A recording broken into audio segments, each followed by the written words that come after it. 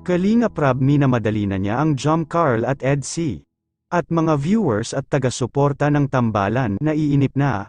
At paunawa atin po munang pakinggan ang istorya upang ating malaman ang nilalaman nito. At sanay hindi nyo po makalimutan na mag-like sa video na ito. At maraming salamat po sa patuloy na suporta, lalo na po kay Kuya Val Santos at Kalinga Prab. Ayon mismo kay Kalinga Prab ay talagang minamadali na niya talaga na ma-upload ang video ng Jom Carl at EDC. Ngunit ay minsan may pagkakataon talaga na talagang sa dami ng mga ginagawa ni Kalinga Prab ay pilitin man niya na ma-upload ang video sa tamang oras. Ngunit dahil nga sa dami ng mga ginagawa na mahahalagang bagay kaya ang pakiusap na lang ni Kalinga Prab lalo na sa mga taga-suporta ng Jom Carl at EDC Love Team ay pagpasyensyahan na umano na hindi agad na i-upload dahil medyo maantala ng kaunti. Subalit ay pinanggako naman ni Kalinga Prab na sa madaling panahon ay ma-upload niya agad.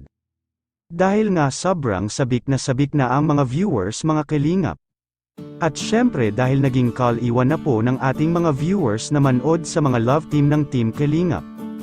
Kaya hintay-hintay na lang po tayo mga viewers dahil ginagawa naman po talaga ni Kalinga Prab ang kanyang makakaya para naman mapasaya niya ang mga viewers.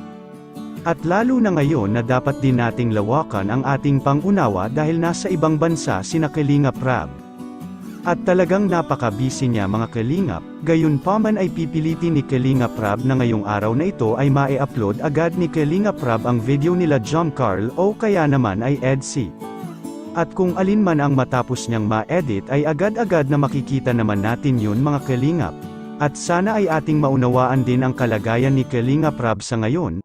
At siguro naman ay alam naman po natin iyon mga Kalingap. At hanggang dito po muna ang aking maikling video mga Kalingap, at marami pong salamat sa pagsuporta.